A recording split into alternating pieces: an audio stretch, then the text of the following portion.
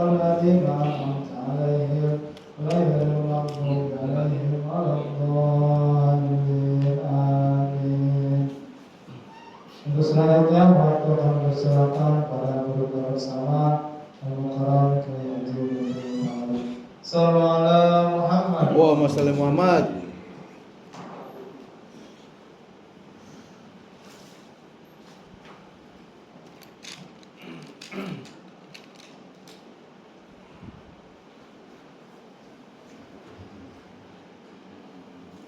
Assalamualaikum warahmatullahi wabarakatuh.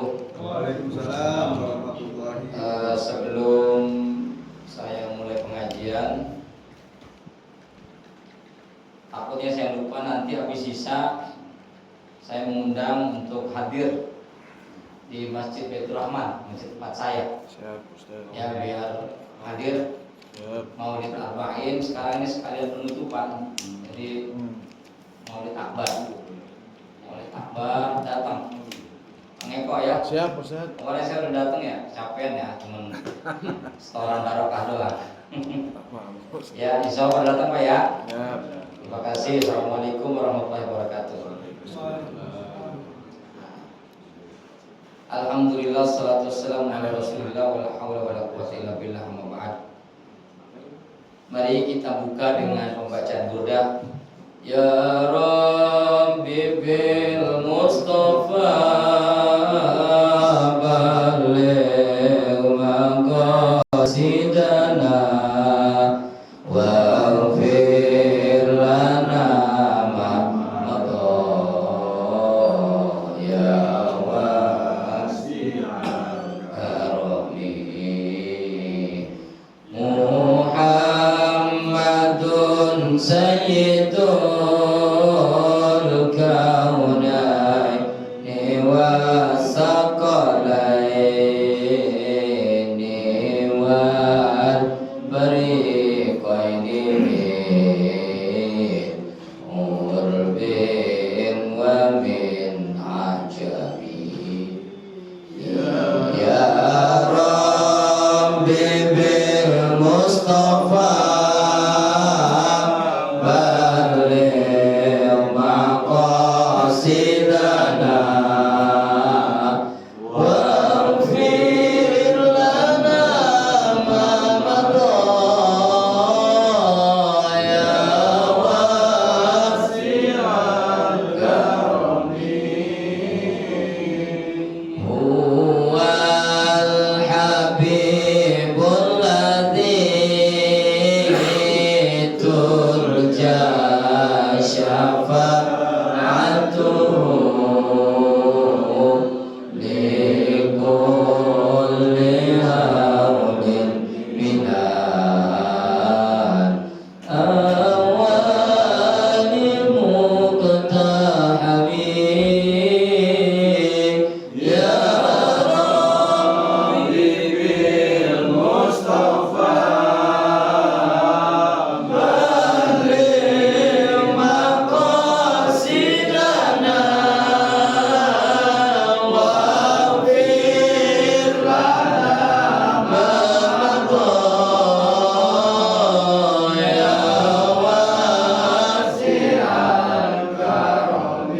wasi'al karami Sayyidina Muhammad sallallahu alaihi wasallam aswajihi wa dzurriyyatihi wa baiti wa li asatidatina wa asatidati asatidil Rasul Syekh Muhammad Nawar Syekh Muhammad Khalil bin Abdul Latif Syekh Muhammad Hasim bin Syekh Syekh Sa'asam Syekh Arifin Syekh wa khususan Syekh Syekh Syekh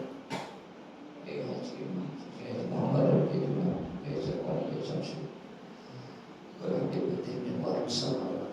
Al-Fatihah. Alhamdulillahirabbil alamin arrahmanir rahim maliki yaumiddin iyyaka na'budu wa iyyaka nasta'in ihdinas siratal mustaqim siratal ladzina an'amta 'alaihim ghairil maghdubi 'alaihim waladdallin amin.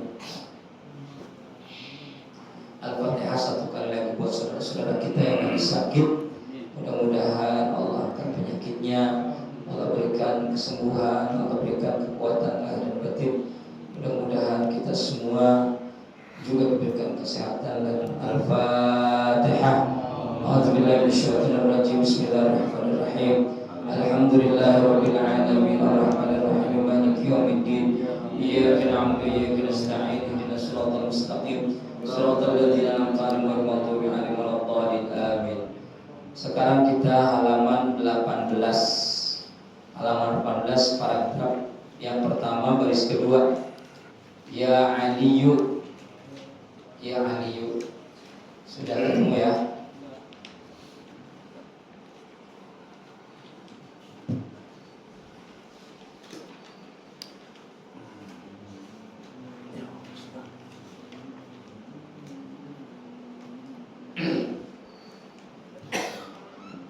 Qala al-musannif rahimahullah ta'ala wa nafa'ana ulumi fi wa fi daraini.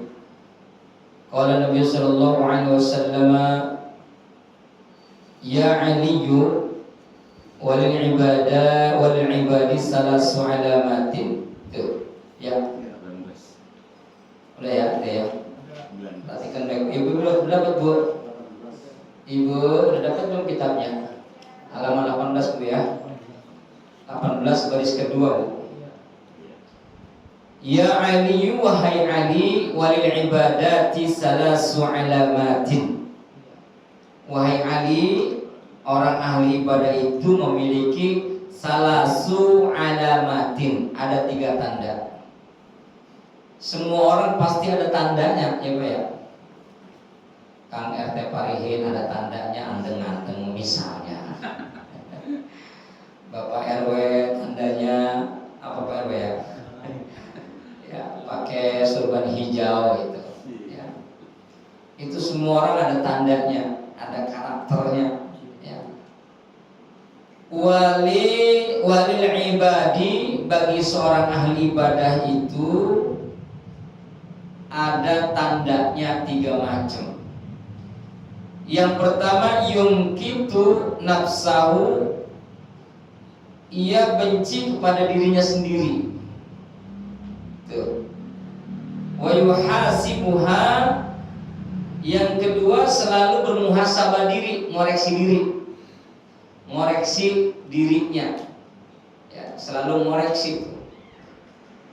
Wa yutilu al-qiyamu baina yadayillahi ta'ala. Masya Allah. Yang ketiga apa? Memperbanyak ibadah, memperbanyak qiyamul lail di sisi Allah Ta'ala. Nah ini maksudnya adalah memperbanyak menghidupkan sunnah, baik sunnah pada waktu siang maupun sunnah pada waktu malam. Itu tanda orang yang menjadi ahli ibadah. Ya Pak. Ini uniknya Pak, orang yang memiliki tanda ahli ibadah itu yang pertama itu benci sama dirinya sendiri. Kadang kita ini malah kebalik, bangga sama diri kita dewek. Tuh, Mas Win, ya, udah dandan ganteng-ganteng, ya kan, ngaca mau berangkat ngaji ngaca ya kan, rambut dikuncir. Kalau ternyata ganteng juga kita ya, Masya Allah. Aduh. Waduh, kadang-kadang Pak kita nggak sadar Pak, suka senang sendiri dengan diri kita sendiri, bangga sama diri kita sendiri. Seolah-olah kita ini paling benar, seolah-olah kita ini paling paling soheh, seolah-olah kita ini paling ahli, seolah-olah kita ini paling banyak duitnya, pokoknya udah banyak seolah-olah. Ya, seolah-olah kita ini ahli surga. Ini pukulan buat kita Pak. Kalau kita dinilai oleh Allah sebagai al-abid, orang yang ahli ibadah, ini sama diri kita sendiri benci. Artinya benci itu Pak bukan berarti kita nggak sayang sama diri, enggak. Artinya kita membenci saat diri kita ini, nafsu kita ini timbul, nongol dan memiliki hasrat agar nafsu ini diakui oleh orang. Nah, orang ahli ibadah sangat pantangan begitu. Jadi begini, misalnya suatu ketika panitia maulid mengumumkan, ya, dari Bapak Jenderal iuran buat maulid, infak buat maulid, ya kan, 3 juta rupiah. Waduh, ditulis tebal. Nah, sekarang di WA kan ditulis tebal ya, pakai tanda kutip lagi. Sebelumnya nggak ditulis. Akhirnya dia ngejawab ke Bang Jenderal sama Pak Eko, tolong saya 3 juta, ditebelin tulisannya, dikasih tanda kutip di atasnya. Tuh, pas dibaca, wah ini bener Pak Eko nih, luar biasa nih, baru nih DKM namanya nih. Orang ahli ibadah paling benci yang begitu, Pak. Apalagi saat diumumin sedekahnya, itu langsung seolah dirinya tuh, astagfirullahaladzim, ya Allah, kenapa DKM ngumumin sedekah saya? Saya malu, ya. Ini mah giliran sedekah cuma 5.000 perak, 10.000, diumumin langsung bilang sama sama Pak Eko, tolong itu sedekah dari saya, jangan ditulis, itu malu saya. Iya kan? Tolong bilang aja dari hamba Allah. Gocek. Iya. Menggocek. Pas giliran 300.000 ditulis hamba Allah dari warga RT 13, langsung protes. Pak Eko, itu kan dari saya. Kenapa cuma hamba Allah doang begitu katanya? Orang ingin dinilai oleh Allah sebagai ahli ibadah, dia membenci dirinya sendiri, membenci nafsunya. Tuh, berat kan nih Pak? Berat. Masya Allah, nggak mudah Pak. Boleh jadi enteng tapi nggak mudah bener asli. Jangankan bapak-bapak, kalau saya sih menganggap bapak-bapak, ibu-ibu yang ada di sini, insya Allah ahli ibadah. Ya, insya Allah. Saya selalu berhusnudzon kepada jamaah syariah. Ya. Tapi ini ada teguran buat kita. Kanjeng Rasul ngasih tahu kepada mantunya Sayyidina Ali, ente tahu nggak? Tandanya orang ahli ibadah itu yang pertama benci dengan dirinya sendiri. Benci dengan nafsu yang timbul. Masya Allahu Akbar. Hati bapak nih, hati ibu dalam hati. Ya Allah, kayaknya gue paling musuh di sholat di sini nih. Tuh. Udah hilang. Ibu malam-malam bangun malam jam 3 malam bikin status di WA. Alhamdulillah, nikmat yang terbesar Allah berikan kepada saya.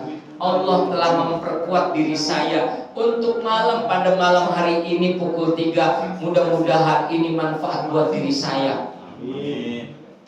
Dalam WA itu, status WA dibaca sama pengurus DKM, dibaca sama ibu-ibu yang lain. Masya Allah. Langsung di komen, ibu, waduh hebat ya, ibu tiap malam bangun. Saya selalu baca status ibu loh. Wih, dia langsung angkat tuh. Langsung angkat. Nah, inilah orang yang model begitu. Dia tiap malam bangun tahajud. Bahkan sedekahnya itu sering. Puasa Senin Kamis juga nggak pernah kelewat. Tapi sayang, dia membiarkan nafsunya untuk selalu terpampang kebaikan-kebaikannya di media sosial. Tuh. Ya Pak, Bapak Ibu, ini memang nggak mudah, sulit sekali. Kadang-kadang nih, kita udah pengen banget bener. Saya emang nggak mau ketahuan sama orang, tetap aja apa ketahuan, ya, ketahuan. Masya Allah, ini enak banget ini ngopi. Sabtu Minggu itu kan luar biasa Pak. Luar biasa. Sabtu kemarin itu dari pagi, siang, sore, maghrib sampai malam. Ya. Maulid itu Masya Allah. Nah, makanya di sini saya kemarin datang itu jujur saya cuma nyolong barokah aja dari ini majelis. Jangan sampai saya nggak kedapatan barokah. Duduk, saya lelah banget, asli loh, keringetan saya bercucuran aja Pak RT itu. Ya, iya, dikirimin ya, kagak ngerti pisan. Bisa ini ya. Aduh, angel ya. Tapi enggak, saya udah kenyang beras itu. Orang di mana tempat saya makan. Sampai udah proses kok makanya dikit, saya ada 3 tempat lagi. Jangan sampai saya makan sedikit di tempat yang mana nggak makan, makanya saya makan sedikit. Ya. Habis ini makanya saya nggak makan sengaja. Ya. Nanti malam ada kuliah juga. Ya. Datang malam. Ya. Ready? Siap. Datang. Ya. Apa juga saya undang itu. Saya jawabin semua. Ya, tahu datang apa kagak ya. Mudah-mudahan sih pada datang. Jadi gitu Pak. Jadi penting sekali Pak. Kita ini menata diri. Menata diri ini agar jangan sampai ibadah Bapak Ibu yang Masya Allah sudah luar biasa itu rusak gara-gara nafsu secuil Pak.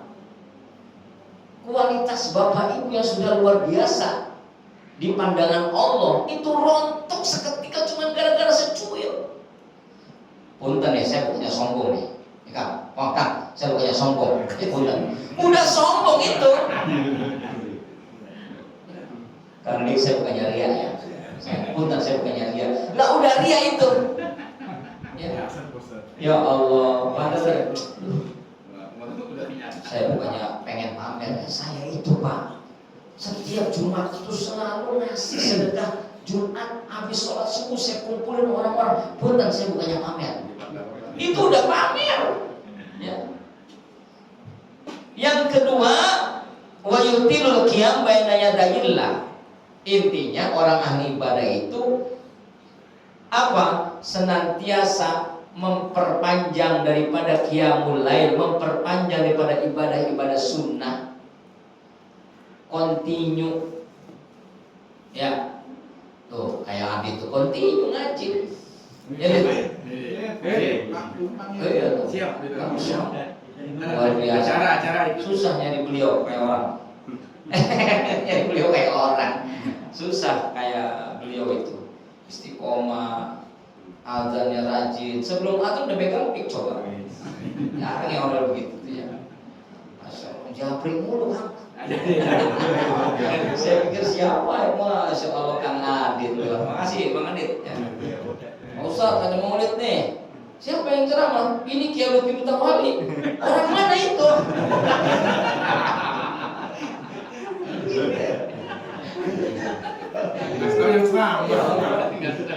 Orang mana itu? Orang umumnya ya. Kenal nggak itu? Kenal. Siapa itu guru saya? Oh iya. Luar biasa. Yang ketiga, yang ketiga apa itu? Tadi yang pertama wa yuhasibuha. Orang yang ahli ibadah yang kedua itu suka mengoreksi diri, bermuhasabah. Nah makanya muhasabah itu pantasnya pas di pertengahan malam, Bapak Ibu. Apalagi gini, Bapak Ibu yang punya loteng, yang punya tingkat rumahnya jam 3, jam 2, jam 3 misalnya. Bapak bangun ya, setelah Bapak Ibu tahajud, setelah Bapak Ibu misalnya baca wiridan apa segala macam, keluar di atas loteng, lihat ke atas, muhasabah. Ya Allah, tanpa ada aling-aling, minta sama Allah. Itu tanpa ada aling-aling, langsung tanpa ada atap, melihat ke langit. Ya Allah, tetesin air mata sebanyak-banyaknya. Ya. Ada yang pernah begitu nggak Pak? Belum. Hah? Enggak ada. Enggak ada ya? Saya pernah Pak. Pernah begitu. Karena di atas ada tikus. Saya kejar. Bu, kedengeran nggak Bu? Kedengeran ya? Enggak, kok di situ ada pengajian ya? Panas. Kok panas, AC-nya nggak nyala. Ya Allah. Eko ganti 2 PK besok. Biarin udah kayak di prisel. Nah itu yang kedua, sering muhasabah. Muhasabah itu memang tepatnya tadi qiyamul lail pada saat pertengahan malam. Setiap ibu bapak keluar dari rumah pas masuk muhasabah. Bapak ibu pulang dari musola muhasabah. Ya Allah tadi saya salah apa enggak sih? Ya Allah tadi saya berbuat salah apa enggak ya? Ya Allah tadi saya melakukan ini ya. Selalu muhasabah. Itu tanda orang yang ahli ibadah. Dan yang ketiga adalah memperbanyak qiyamul lail, memperbanyak menghidupkan sunnahnya baginda Rasul. Itu adalah tanda ahli ibadah. Yang berikutnya, ya Ali, wahai Ali, ya Ali, wahai Ali, walisolihi salasu alamatin. Bagi orang yang soleh, salasu alamatin ada 3 tanda. Orang soleh itu tandanya ada 3. Ya, sama tuh alamate anak soleh iku papat. Apa terus? Apa? Enggak apa ya? Enggak apa ya? Tukang salawatan enggak apa.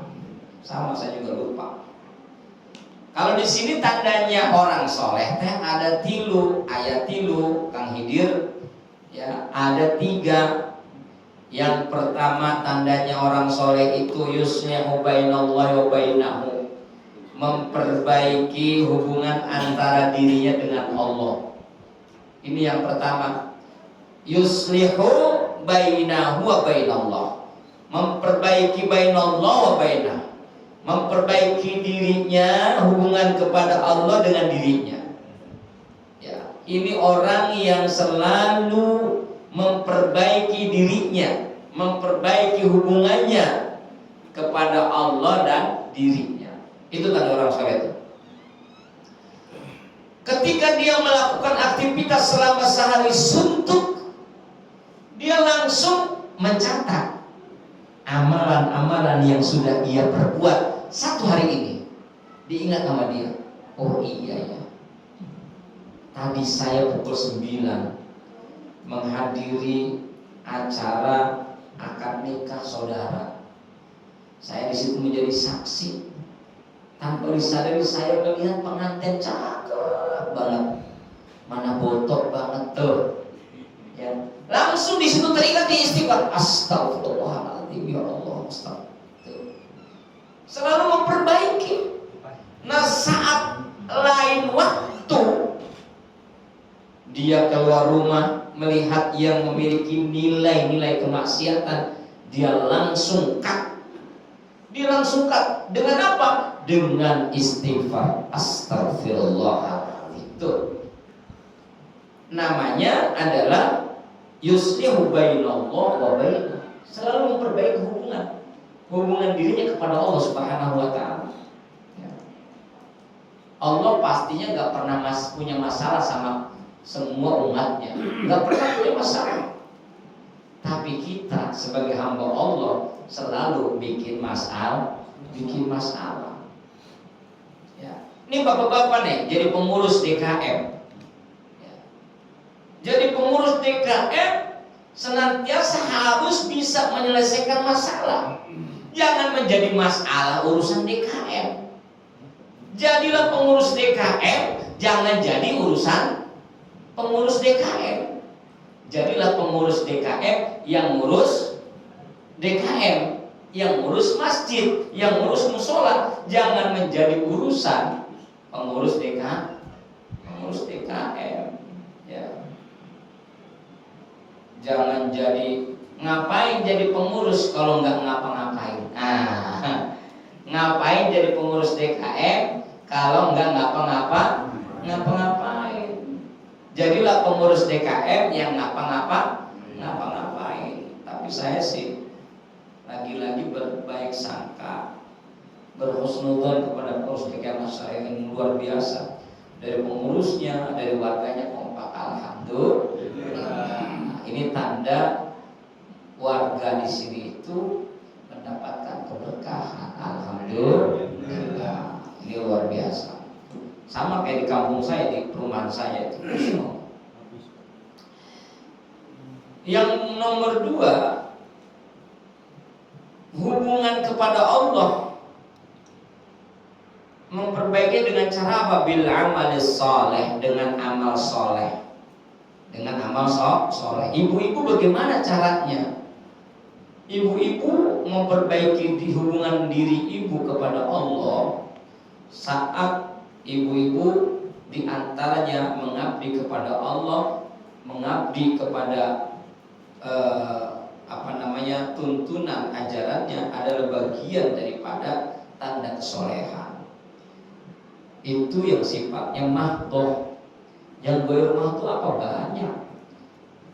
Kehidupan yang berada di sekeliling kita itu, jika dibungkus dengan ibadah, jika dibungkus dengan niat ibadah, berarti dia telah apa?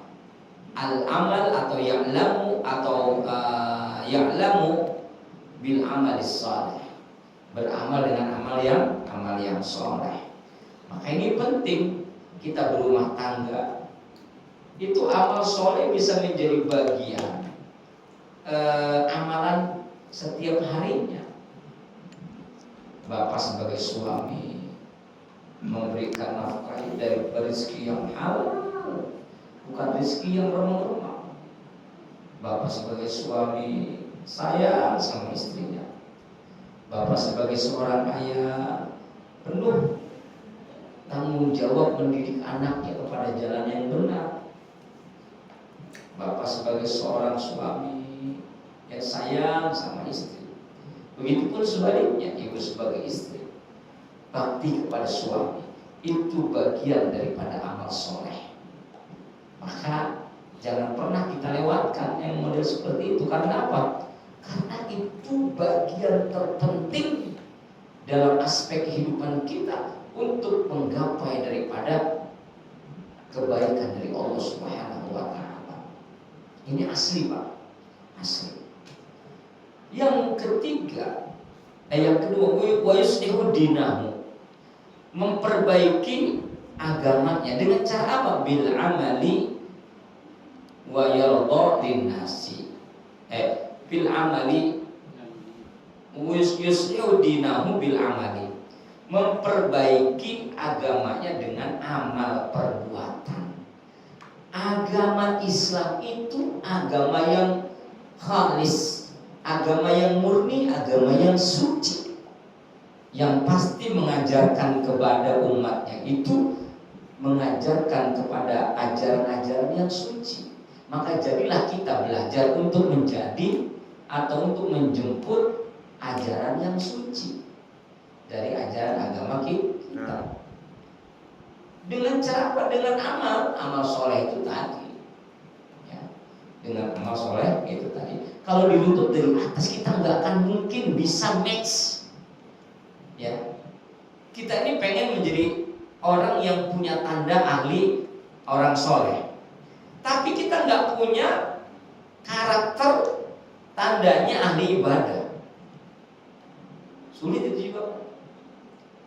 Orang soleh itu dia punya tanda 3. Orang soleh itu cirinya adalah ahli ibadah. Tuh. Orang soleh itu cirinya ahli ibadah. Ahli ibadah itu tandanya 3. Ya.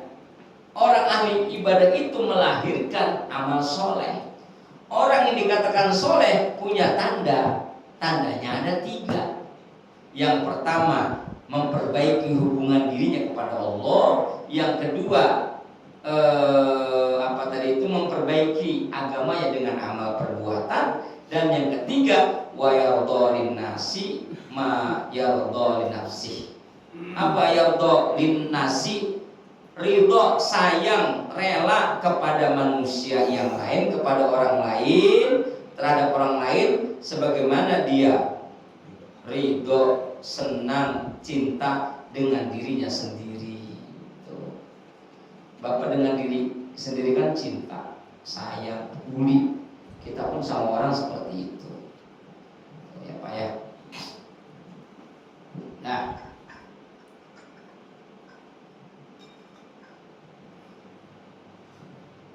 Allah SWT.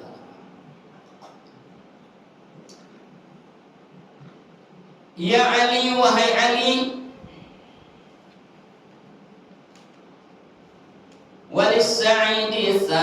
alamatin walisan ini bagi orang-orang yang bahagia itu salasu alamatin ada 3 tanda. Ya, ahli ibadah ada 3 tandanya. Orang yang soleh ada 3 tandanya. Sekarang orang bahagia ada 3 tandanya. Semuanya serba 3 tandanya. Nah sekarang bahagia, orang bahagia itu orang yang kayak apa sih Pak Ustadz? Orang bahagia itu orang yang senantiasa hatinya tidak kemerungsung. Apa itu kemerungsung? Mas Wil, kemerungsung apa sih? Hah? Kemerungsung? Enggak nyaman. Hatinya ngersulo. Pak RW, ngersulo itu apa RW? Pak RW orang Sunda ya? Pak RW orang Sunda? Jawa Sunda. Ngersulo. Ya, ngeluh. Ya, cek orang Sunda mah ngelangsa. Yang ngerasula. Ya. Bu, jadi orang bahagia itu hatinya selalu senang. Walaupun hidupnya susah. Materi dalam tanda kutip materi, tapi dia tetap bahagia. Kenapa? Orang bahagia itu adalah orang yang senantiasa pandai bersyukur. Tuh. Itu bahagia. Enggak ada orang yang enggak bersyukur dia bahagia, enggak ada. Orang yang bahagia itu adalah orang yang pandai bersyukur. Apapun kondisi yang dia terima, apapun kondisi yang dia rasa, dia senantiasa tasyakur ilallah. Alhamdulillah hatur nuhun ya Gusti Allah. Ya. Kalau orang Sunda itu kalau mengucapkan terima kasih, masya Allah, hatur nuhun. Ya. Kang Idir ya. Saking apa namanya? Saking apa ya? Kalau orang Jawa matur kesuwun, matur nuwun ya.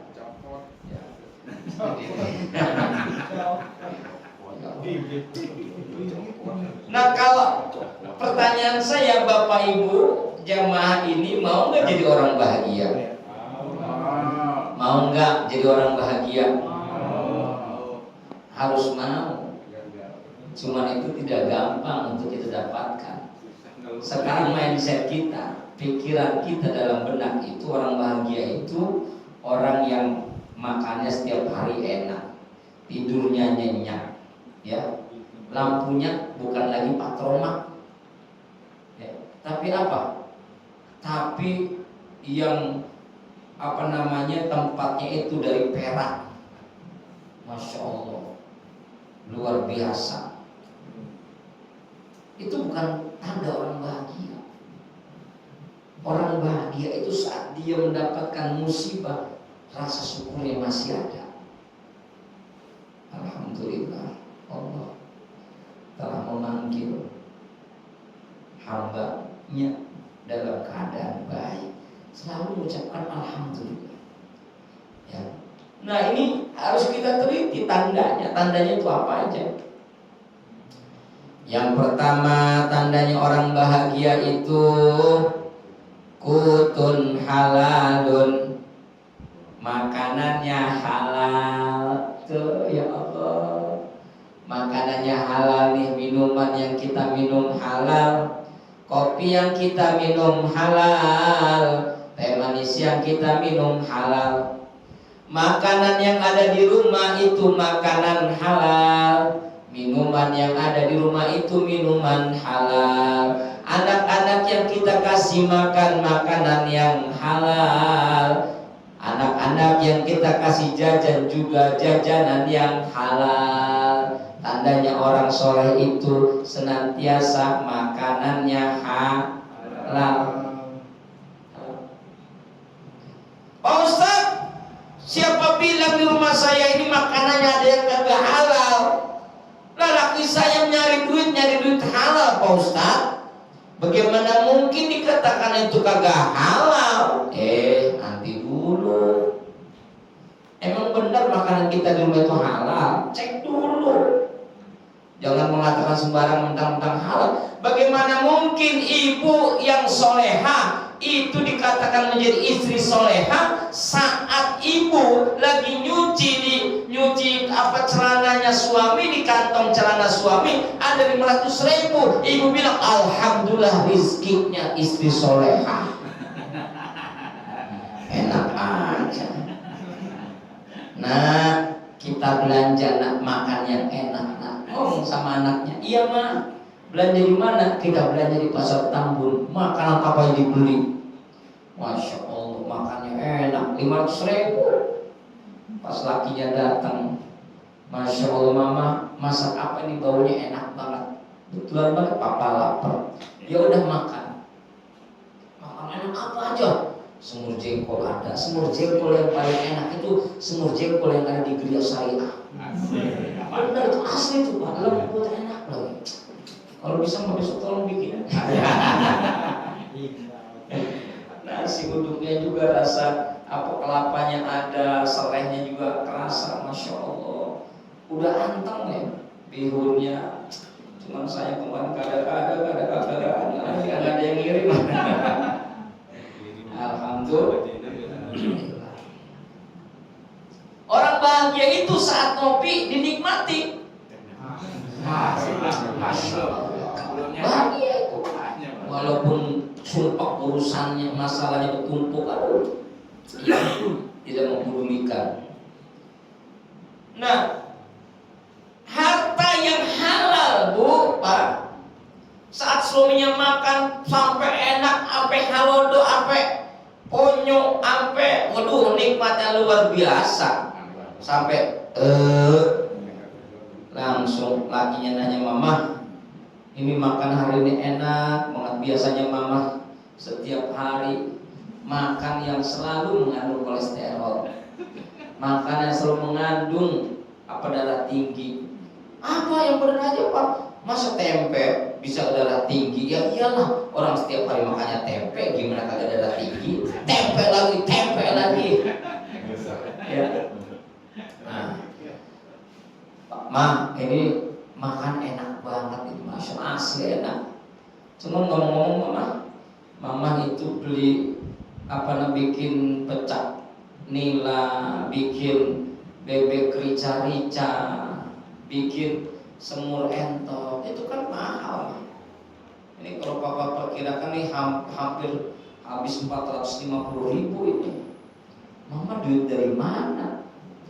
Kata istrinya, alhamdulillah Pak, dapat rezeki nongkrong, rezekinya anak istri soleh. Masya Allah, mama dapat duit dari mana? Tadi pagi mama nyuci celana papa, nomor duit 500.000. Kata lakinya apa Bu? Hah? Duit 500.000 di kantong kerja papa? Iya. Astagfirullah mama. Kenapa Pak? Itu duit sial. Hah? Duit sial? Iya. Orang udah papa umpetin baik-baik, ketahuan dasar sial. Ya Allah. Tapi gini Bu, kalau ibu izin kepada suami ibu, papa, ini ada duit 500.000, duit siapa Pak? Oh ini duit papa. Boleh nggak mama pakai buat belanja hari ini? Silakan Ma. Waduh, itu namanya makanan yang dimakan halalan thayyiban mubarakah. Nikmatnya luar biasa. Ibu kalau nemu duit di kantong laki ibu ngomong begitu nggak Bu? Alhamdulillah, istri solehah namanya. Alhamdulillah. Ya. Hati-hati Bu, suami ibu punya nomor telepon namanya Ujang. Ya, pas dibuka nomor telepon di Ujang, pas ditelepon nggak taunya apa? Siti. Ditulis Ujang, ditelepon, Pak Ujang, ini Pak Ujang rumahnya di mana? Siapa? Pak Ujang. Aku bukan Pak Ujang. Kaget bininya. Waduh, ini kok suara perempuan? Enggak tahu yang pas ditelusuri, bener gambar profilnya perempuan, cakep banget. Langsung ditanya, Kang Eko, ini siapa si Ujang? Waduh, langsung Pak Eko langsung keringetnya keluar. Masya Allah. Waduh, saya sebenarnya capek makanya saya ajak bercanda. Kalau nggak ngajak bercanda saya ngantuk banget ini Pak. Baru pulang dari Subang tadi. Masya Allah. Nah kalau ibu izin sama suami ibu nggak ada masalah Bu. Tapi ibu nggak izin, boleh jadi makanan itu boleh jadi haram, boleh jadi juga subhat, boleh jadi juga boleh. Kok boleh Pak Ustaz? Iya. Kalau laki ibu pelit, dimintain duit buat belanja, boro-boro ngasih, ya itu ibu sampai nangis-nangis, darah Bapak hari ini nggak ada duit belanja Pak, bagaimana ini? Udah puasa, begitu. Nggak tahunya lakinya makan di warung Padang, kan kurang ajar itu. Yang model begitu boleh itu, ya boleh itu diambil duitnya. Lah pelit, ya masalah anak bininya kagak dikasih nafkah buat makan siang, ya. Nah, jadi tandanya orang soleh itu, ya Bu, adalah makanannya. Tandanya orang soleh, tandanya orang bahagia itu makanannya halal. Yang kedua, orang bahagia itu mujalasatul ulama, duduk bareng ulama, persis kayak di sini Pak. Saya seneng kalau di majelis Asy-Syariah itu sering DKM itu ngajak deket sama ulama, sama kiai, sama guru, sama hamba. Makanya kita dukung terus ketua DKM yang selalu ngajak deket sama ulama. Ya, lanjutkan.